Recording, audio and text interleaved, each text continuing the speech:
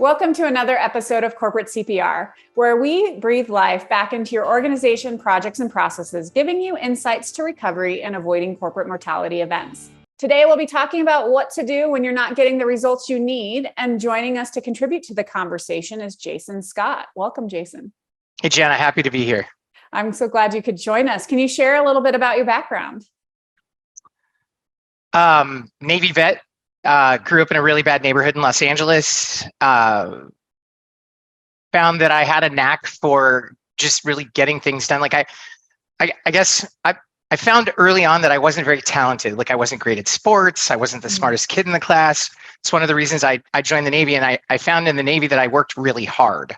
And there was my first life lesson, and that's if I'm willing to work hard and commit myself to just about anything, then I don't really need to be talented and still achieve. And so I'd say that's me. Like I am a professional outcome getter. So talent or discipline eats talent for lunch. Exactly. That's yeah. It's all about that. And it's funny that you say you found you get things done. I always say, our mission statement at Project Genetics is we get shit done and done well. Oh, that's great. Yeah. I mean, because it's not about just getting it done. It's about doing it right. But yeah, I love about getting stuff done. And that's really what project management is about. Would be curious to hear about how you got interested in teams and how teams are delivering and that sort of thing. Oh, okay, sure. So I was in the Navy, military, therefore learned to be mission focused. I left the Navy. My first job was at Universal Studios. I had an IT background in the military. And so I joined the Universal Studios IT department and found that they had these projects. And I was fascinated by the projects because they have like a beginning and an end, and they want you to deliver something new. And I was like, that's kind of perfect, right up my alley. So I spent a couple of years leading projects for Universal Studios. And then due to being young and having a lot of hubris, I thought, hey, you know what, I can start a company and I would be really good at this project stuff. Well, here's the thing. I just said a whole bunch of things that aren't necessarily correct, right? So I led projects. I'd be really good at the project stuff. The thing is, all a project really is a group of people that get something done. And so, like I started a company, I started leading projects. My first customer was Sony Pictures. And just somewhere along the way, I realized like I wasn't leading the deployment of cybersecurity. I wasn't leading the deployment of a supply chain system. I was leading a bunch of people that just wanted to succeed and feel great about what they were doing. And that's that right somewhere in there, 2002 or 3 is where I became obsessed with what a good leader looks like, building teams. And somewhere along the line, I learned that the key performance indicator of a leader is that we enable our stakeholders to define and deliver the necessary and expected results. It's not about us. Like we're there to help our stakeholders succeed. And then when they're successful, we're successful. Yeah, absolutely. And, team makeup can be really challenging. And I guess one of the things is like when maybe you aren't getting, let's talk about when you aren't getting the results that you want. What are some of the diagnosis, the ways you go around diagnosing what the problem is? Oh, the problem is always a person. Yeah. Well. Like, let's pause there. Like most of the things that we can think of 95%, yeah, can be built, right? Yeah. So usually it's somebody isn't getting the results that we think that they need. And if I've done a good job as a leader, they defined their own roadmap to getting where we needed to go. And so based on their expertise, if somebody signed up for a task, like I didn't assign that task for them, I found the right person with the right expertise. I confirmed with them that it's them. I helped them work through how they were going to accomplish it. And so like if they're not getting across the finish line, my job is to help them figure out like what's missing, right? Is it a conversation that's missing? Is it knowledge that's missing, know-how that's missing? Do they need a training? Is it a support system? Are they overloaded? So really it's kind of figuring out where which of the players on our high functioning team is dropping the ball, recognizing that all human beings fundamentally want to be successful. So they're not happy about the fact that they're dropping the ball, and helping them figure out like what might be missing. Like, and ultimately, I find that most of the time I can find something that's missing, and it's not that they don't have the attitude or the aptitude to get it done, right? Like they're usually there for a reason. But after working with them, sometimes it does come to that. Like they're either unable or unwilling to do the job. And you know what? That's fine too, because the final step of being a good leader is like helping them find something they can be successful at. So, diagnosing the problem again is realizing that somebody's struggling and trying to figure out how to help them figure out what's missing. And if we can't do that together, then help them find where they can be successful. Well, and there's obviously a lot of great literature on that. I love the book, Soar with Your Strengths, and talking about I don't remember, it was like a rabbit or something trying, could do all these things great, but couldn't swim. And so he was sent to remedial school for swimming rather than, the fact that he could jump or run fast or whatever. And there's a lot of truth in that. I find though that sometimes the person doesn't realize that, and maybe it's fear because they have they need the money or the job, but that idea that maybe I should give up on give up this job that maybe isn't a right fit for me. I don't know if they don't know that it's not a right fit, or if it's the fear driving. I mean, do you have advice for the individual? Oh, well, here's the thing. I cannot give the individual advice because it's really the leader that provides that psychological safety, right? And so when I'm working with people, there's no reprisal. Accountability isn't something that we do to people. In fact, our whole sort of paradigm around accountability starts at a breakdown. People need to be accountable, right? Or we're going to hold them accountable. Well, this notion of accountability starts after something didn't go right, and then we're going to hold them accountable. I feel like that's totally backwards.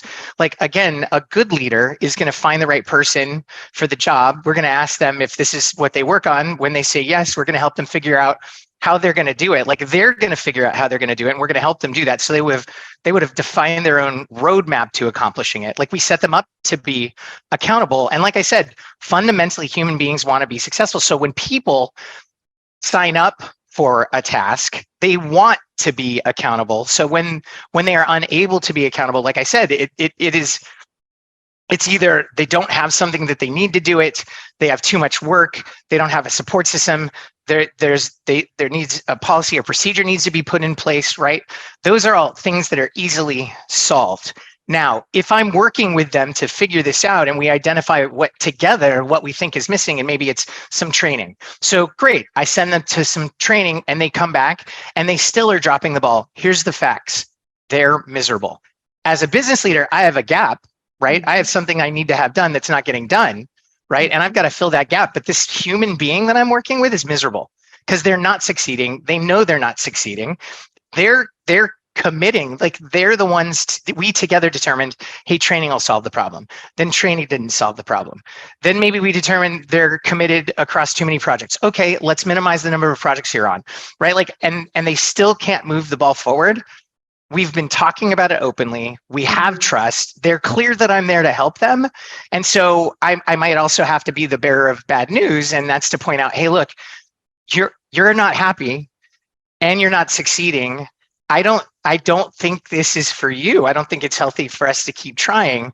But again, here's the trick. Like, it's not, so you've got 2 weeks or, hey, your last day's Friday. It's like, listen, why don't you start looking for something that's a better fit for you? You have a job.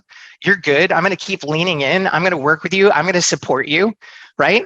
Until you transition out, right? So, like if because here's the thing, I hired them.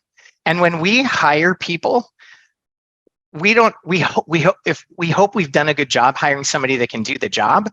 But between us and them, we should know better. Like, there's no way the applicant can know whether they can be successful in the job, right? More than the employer can know whether they can be successful in the job. So, they're at the tail end, I'm not going to leave them hanging. They're the ones that are going to be out of a job, right? Like, I have a job, right? I have a business, I have a project, like we're going to keep moving forward.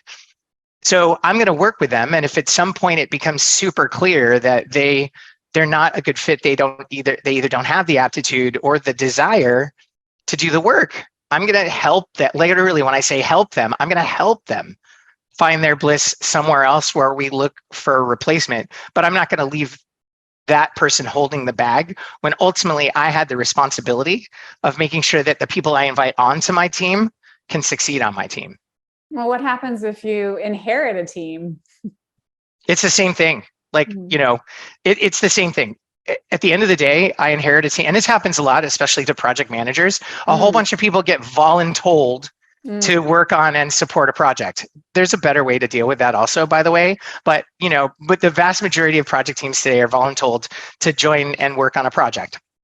So you inherit these people, and again, you work with them in that same way. At the end of the day, I feel like as leaders, if we're open with them, if we're honest with them, if we actually are working with them and caring about their success and helping them recommit, identify what's missing, architect their own roadmap to a shared goal, when it's not, if they don't leave on their own, it's up to us to be the bearer of the bad news. And again, if at all possible, eliminate them having to be left carrying the bag, because they're just one person and we're working for an organization.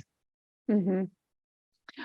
You talk a lot about projects failing, and you mentioned that it all comes down to kind of people. I guess most of our issues are people issues, right? Yep.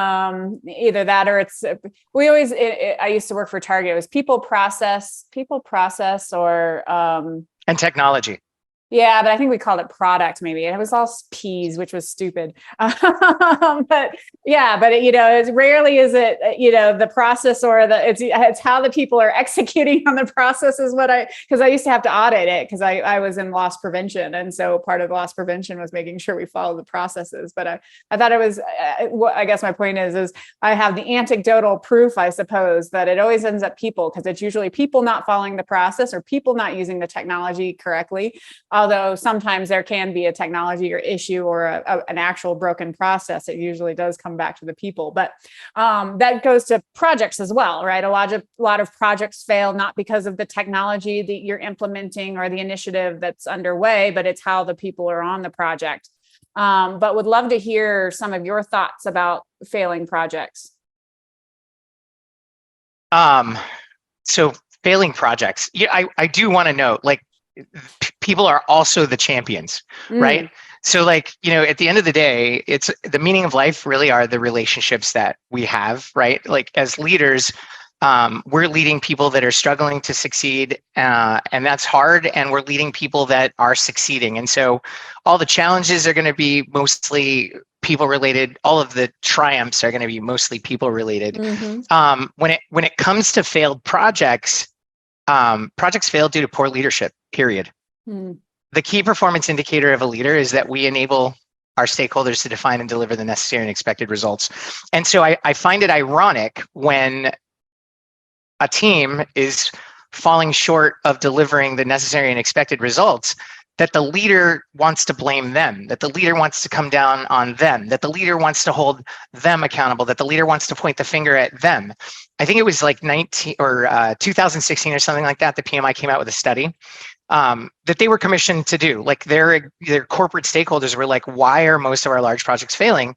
And so they went out and performed a study, and they came back and they found that most projects fail due to poor communication. And I just thought, oh my God, this is terrible, because I know what's going to happen. These executives are going to be like, yes, this is easy to fix. We will just mandate a whole bunch of process that drives communication, which is going to create extra work. So the solution was create a whole bunch of extra work for project teams that were struggling to get the necessary and expected results. I knew it was going to go badly. It went badly. And the problem here is that the PMI had their why wrong. We communicate to lead, period. And the key performance indicator of a leader is that we enable our stakeholders to find and deliver the necessary and expected results. So if my team is failing to deliver the necessary and expected results, and I focus on improving my communication, I will, but that doesn't necessarily mean I'm going to get better outcomes.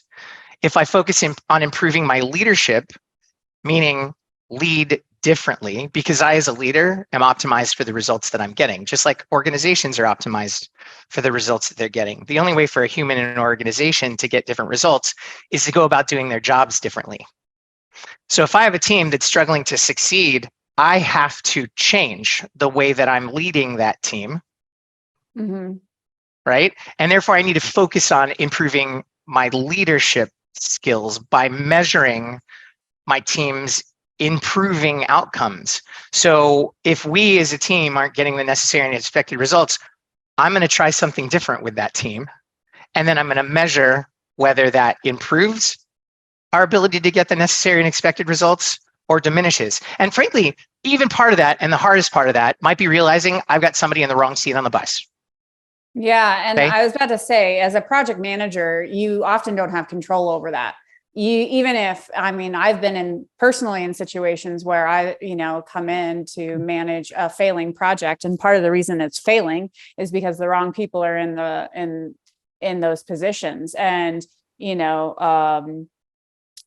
sometimes you can show the sponsor, who is actually the one who can do something about it, or the functional manager all day long that it's the wrong person, but because whatever leadership is holding them back, they don't make a change. But like literally had people not trained in the technology that they were supposed to be delivering on. So they, technically couldn't do the technical work. And they were not removed from the project. Interesting. I've seen this. I know what you're talking about. And I do feel that there are circumstances where people need to be removed from a project, and the people with the authority to do that aren't the project manager, and therefore they don't get removed. That said, the project manager is the leader. Yep. And I would question how they advocated for that change. Again, how did that project manager show up as a leader? Did they advocate for the human being? Me, so go ahead and ask. No, right. So I'm just saying, and again, remember, I've made every single mistake there is to make, right? But there's a couple of challenges in that situation. If I, as the project manager, go to that sponsor and trash the individual, their natural reaction is going to be to protect that human being. If I go and advocate for them, meaning, hey, this person is struggling and failing miserably, and they're miserable, there's got to be something else they can, and more importantly, the ramification is going to be this problem. This is what we're not getting on the project. And, this person I can't help them get there. They can't get there. We need some help. Like, how did we advocate for that person is one thing. But the other thing too, I find, is in helping organizations get the outcomes they need. Often it's giving them space to get better outcomes, because 50% of what they're working on, it doesn't matter. Like, it's not going to move the needle. And so, especially when it comes to IT projects, the first thing I always ask is, great, you've got these 20 projects. And I start with the first one and I ask, how does this project improve customer satisfaction, employee satisfaction, or profitability? In this example, it was one project, right? We're not dealing with a portfolio of projects. It's one project, and the solution was end of life, and it was an ERP. And, and so, there was some advocating of, hey, we should go get this guy training. Nope, we don't have time to go get him training. So basically he was trained on the old solution, but not on the future state solution, and therefore couldn't help support the future state solution.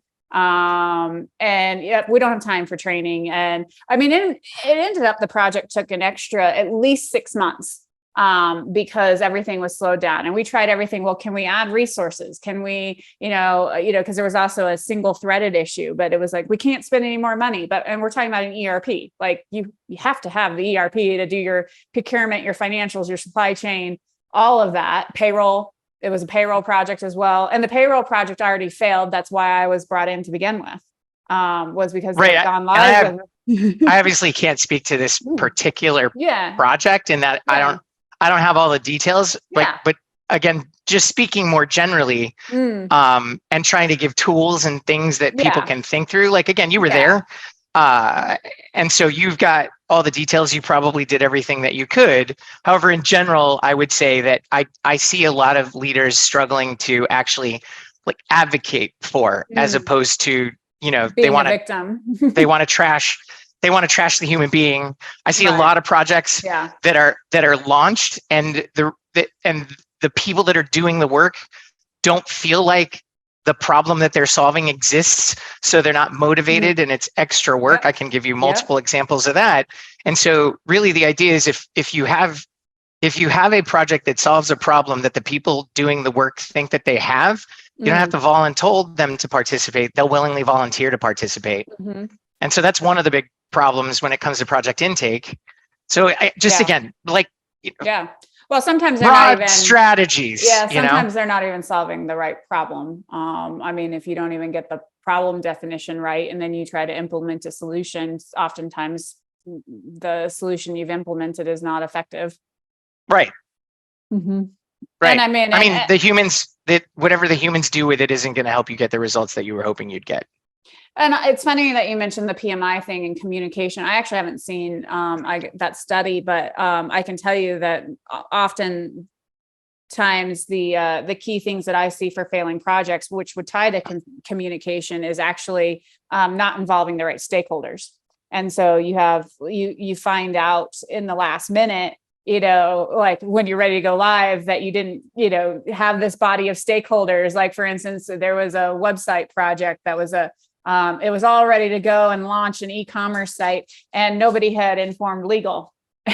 So legal, got in and delayed the project an extra couple of months. So the project didn't fail, but it definitely didn't end up being delivered on time, right? Which is a key component of project management. And I find that time and time again, it's about making sure you've identified all the right stakeholders and that you've come up with the right strategies to keep them in the loop, which goes back to the communication piece. Absolutely. And so would love to hear, I guess, maybe some, best practices then, like that, that maybe are some things that people can have in their toolkit and be looking at when they're trying to get the outcomes that they're, reach their KPIs.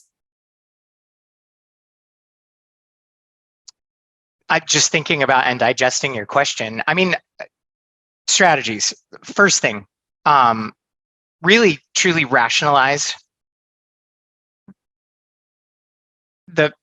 the challenge or the opportunity you want to solve, right? Make sure that you are clear and can articulate why it needs to be done, because in all cases, and this is again what most people miss, any change that we're bringing to an organization will require people to do work to bring the change, and then will require some human beings to go about doing their jobs differently. There's a conundrum in that human beings fundamentally want to be successful. And when we ask them to do their jobs differently, they don't know how to do that successfully. So if we're going to ask human beings to do their jobs differently, they have to understand and feel that the problem we're solving is important enough to put themselves at risk and to be vulnerable.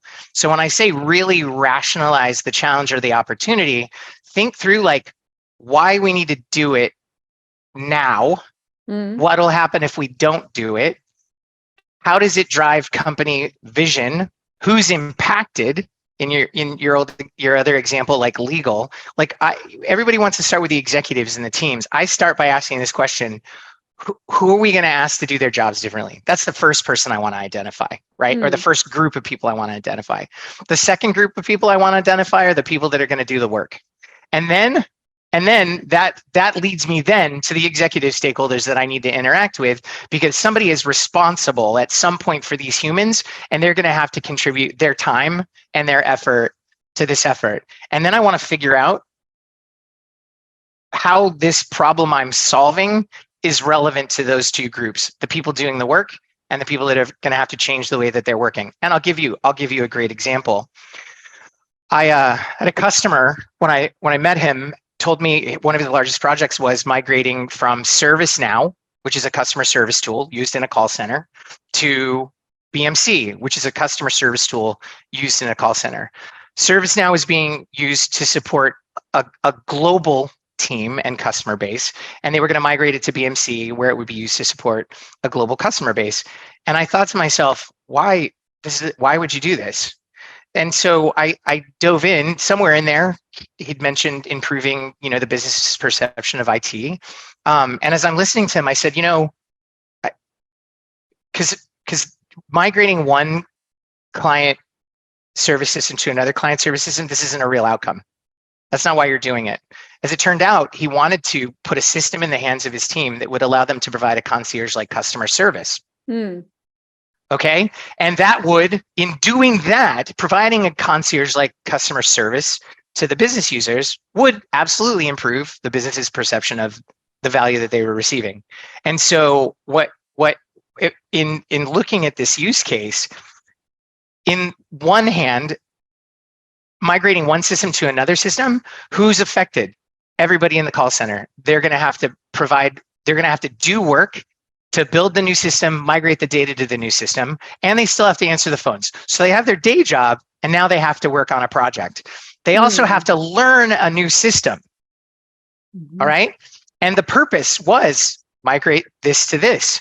After listening to him, I said, no, your purpose is to deliver a concierge-like customer service.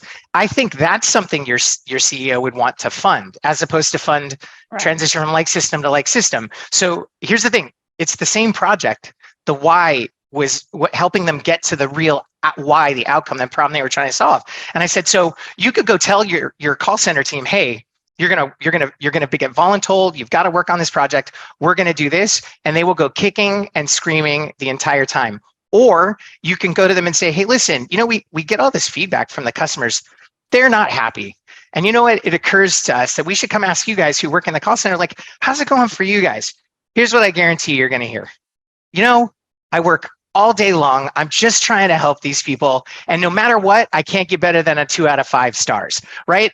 All of their complaints, they're so ungrateful. My job is so hard because these people in this call center, they want, like every other human being, to feel successful. And no matter how hard they work, their effort is not appreciated. So we go, okay, well, listen, what if we gave you a system that would enable you to provide a concierge-like customer service, AKA that would allow you to win, feel good about your job, right? And be appreciated by your customers. They'd say, yeah, we totally need that. Then you can ask this question: who wants to work on the project? Suddenly you'd have people volunteering that will work nights and weekends, as opposed to the other model where we're deploying this technology for the sake of deploying technology, and they have to be voluntold to work on it. So, right, getting super clear on the outcomes, who it's going to affect, and coming up with a problem statement that they're going to buy into. And then you don't have to make people work on your project. They'll volunteer to work on your project. Yeah, it's interesting. A lot of what you're talking about feels like a lot of the stuff we do in change management as well. What's the why of the individual? And obviously you're talking about it at the beginning, but it goes all the way through, as you know, to the end and to the adoption. But it reminds me as well as something an old boss used to say. He goes, it's about getting commitment, not compliance. And, would love to hear, I know you've spoken about it a little bit, but just your thoughts around that philosophy. Oh my God. So commitment, compliance, and then agreement. Let me add that, agreement, right? So Ron Glickman, CIO at Trader Joe's, I should say Dr. Ron Glickman, is a brilliant leader. And he talks about how there's a difference between agreement and commitment. And so it's good if you can pull a group of people together and get them to see eye to eye on a problem. Hey, we all agree on this problem statement. We see the problem is there. But more often than not, getting more than a couple of human beings to agree that where the stakes are high is very difficult. An agreement that comes from the mind. You can't ask somebody to agree where they can't see it. Like some people just can't see past the forest and the trees and that there's potentially a God. But then there's other people that are like, oh, there's a God. And they have faith, right? I'm not saying I'm in either camp. I'm just pointing out this distinct reality, right? And so in the cases where he's not lucky enough to land in agreement, he hears everybody else, he hears everybody out, right? And then somebody's got to make a decision, otherwise you end in a stalemate, right? And as the leader, that usually falls in his lap. And so he makes the best possible decision based on the information that he's got from all of the stakeholders. And when he makes this decision where he doesn't have agreement, it's going to be counter to what a few of these people believe, right? And so in that case, this is where he asks them to commit to an experiment, right? Like, our decisions don't have to be permanent, because the only way for us to truly fail is to stall and not move forward, right? So in these scenarios, he'll say, listen, I've heard you, and I'm not moving forward with a high degree of certainty that the decision that I'm making is correct. I feel like I've got more data that says this is the right way to go, and we need to go somewhere. So listen, if I can get you guys to commit, we will move forward with, and I hate this statement because COVID ruined it, an abundance of caution. and if we, along the way and moving the ball down the field, find any data that supports your story, then we can shift gears. So all I'm asking for you to do, I'm not asking you to agree. That's from your head. I'm asking you to commit, which is from your heart. Now, what was that other term that you used? The commitment, not compliance. Compliance is it's not a thing. Like, it's not a thing that human beings do. It's funny, it's foolish, like control and compliance and mandatory, like it's an illusion. Like, you can have authority over people and they'll still find a way to avoid the things that they don't want to do. But if you give people choice and you call them to that choice, like in this case where I couldn't get agreement, but I asked them to commit to trust me, to follow me, they're choosing to follow. I gave them choice. They're choosing to follow me. Like, and I can prove that compliance doesn't work. I'm going to prove it to you right now. Are you ready? Okay. I'm going to prove it. When somebody tells you something is mandatory, you might comply. But here's what I want you to do. When somebody tells you something is mandatory, that makes you feel immediately. Your body reacts. You have a feeling. What's that feeling? Just blurt it out. Oh, resistance. Resistance. We don't like it. Trying to control will result in resistance. If you bring a fight, expect to meet resistance. So compliance isn't even in the realm of a tool that I would recommend any leader use. Mandatory, like, give people choice. Every team member at 120 VC knows that they can choose whether to show up tomorrow or not. Coming to work is not mandatory. Okay. If they chose to stop coming to work, we would probably stop sending them a paycheck. But nobody's going to call them up and gripe at them or should on them to comply, right? Like, we have a 14-week training program. It's our 14-week transformational leadership program. All 5-star reviews on Google.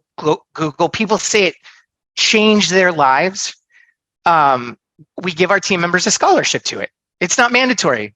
We give them a scholarship. Now, if they were to decide not to participate in this training program where they learn how to be a member of the team at 120 VC, they would be communicating, well, I don't care. Thank you for the paycheck, but I really don't want to play for the team. Right. You know, they probably won't be on the team for very long, but nobody's going to like should on them. Like, you know, you really should take the training, right? Like, we'll be like, what's going on? What's missing?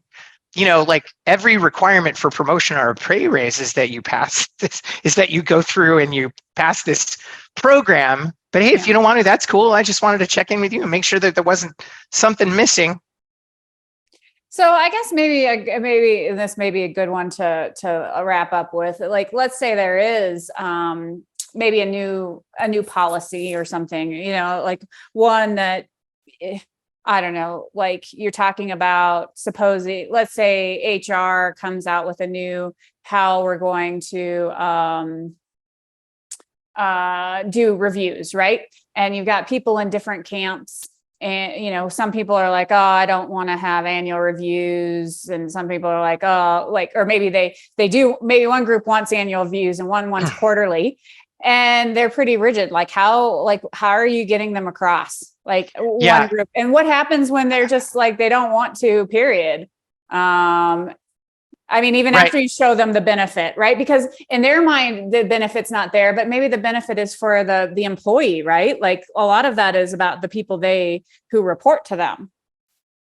Yeah. So that's a real situation, right? You've seen it a bunch. I've seen it a bunch. And it's delivered exactly the way that you just delivered it. HR wants everybody to do this now every 6 months. And here's the first thing that happens in people's minds. Why? Because we don't know. What we know is that HR wants us to change, but we don't know why.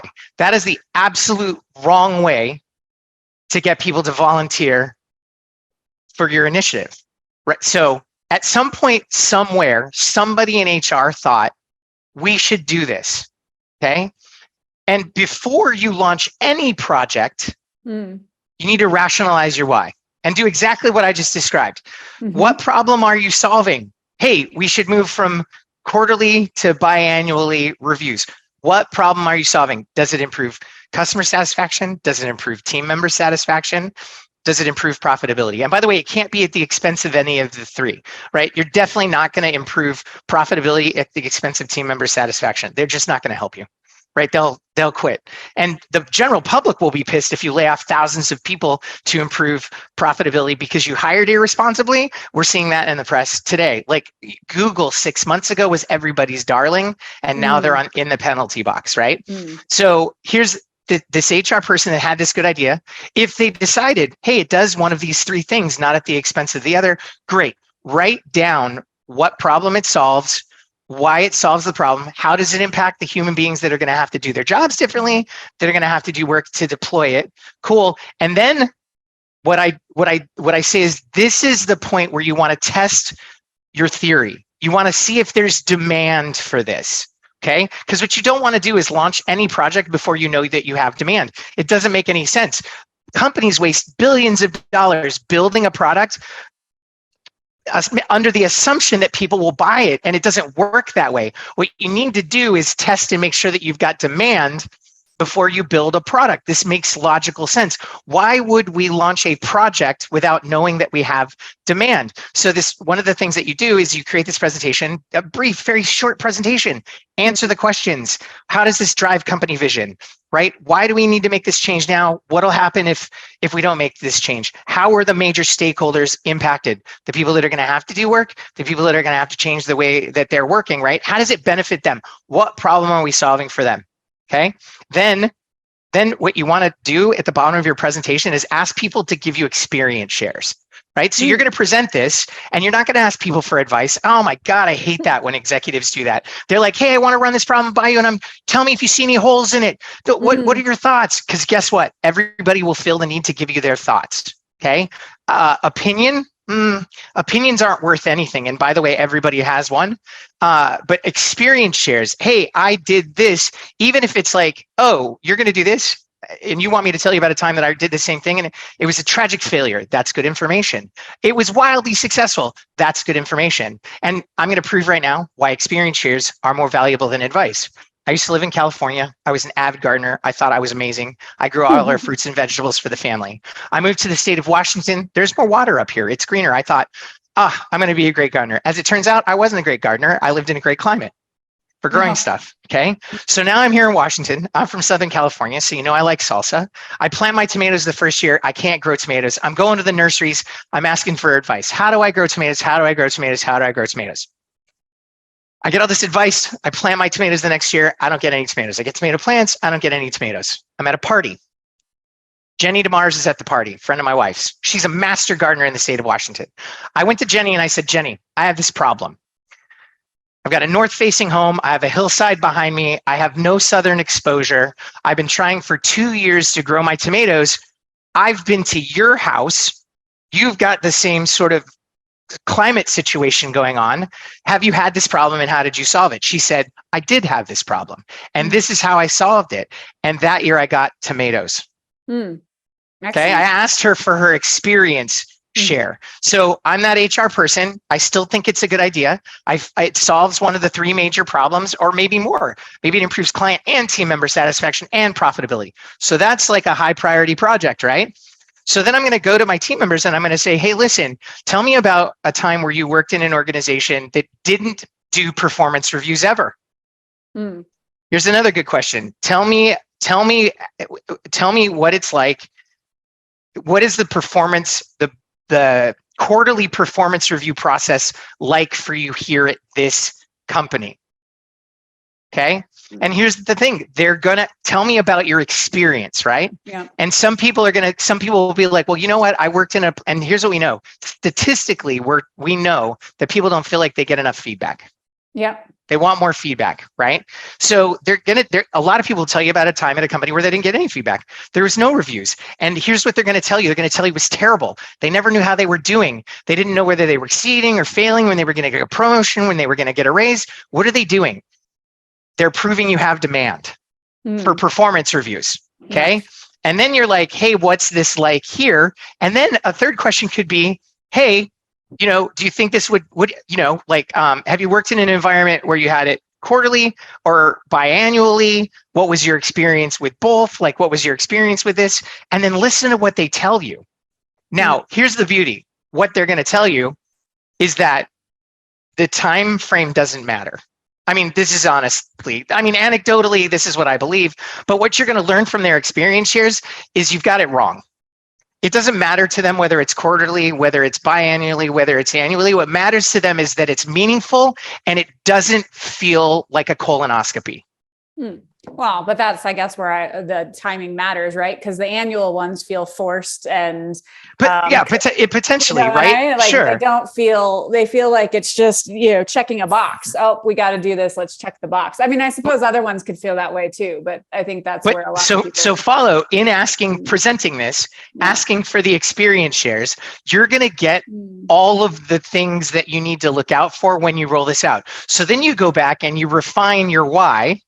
And then you come back and you present it to them and ask them for more experience shares. At some point, you're going to be getting shares back that say to you, you've nailed it, you've done this. So then when you go build it and you roll it out, they're like, while you're building it, they're like, hey, Jana, when's that going to be ready again? Hey, Jana, when's that going to be ready again? Here's what you want. You want people mad that it's not coming fast enough, right? Like, you want to have worked your story. You want to have come up with a why that meets a problem that people think are solving, and then they will beg for it. You have to create demand. That's what leaders do. Absolutely. Well, I think that's probably a good moment to end on. So I'd love to hear what 3 things you want to leave top of mind with the audience are. Yeah, I would say first thing, you don't have to be talented to be successful. Just be willing to do the work and never, ever, ever give up. And I think, remember that the meaning of life is people. We're not leading things. You will never be leading things. And leadership isn't about you. Leadership is about the human beings in your care. If you care for and play for those human beings, if your goal is to enable them to be as successful as possible, they will succeed for themselves and you. Control is not necessary. All right. Excellent. And how can folks learn about what you do or get in touch with you? So there's multiple ways. They could go to 120vc.com, and that talks about everything that 120vc does. We're basically in the business of helping teams and organizations get the outcomes that they need, or they can go to my speaker website, which is jasonscottleadership.com. And there's a lot of information about me, although I think your listeners should be more interested in 120vc than me personally. I'm not that interesting. But those would be 2 ways. And obviously, like everybody else, I'm available on LinkedIn. Just say that you heard me on Jana's podcast, Corporate CPR, and I'd be happy to connect with you. All right. Well, thank you so much for your time. I really appreciate you being a guest. Yeah, my pleasure. Thank you. Yeah. And to our audience, until next time, keep your organizations healthy.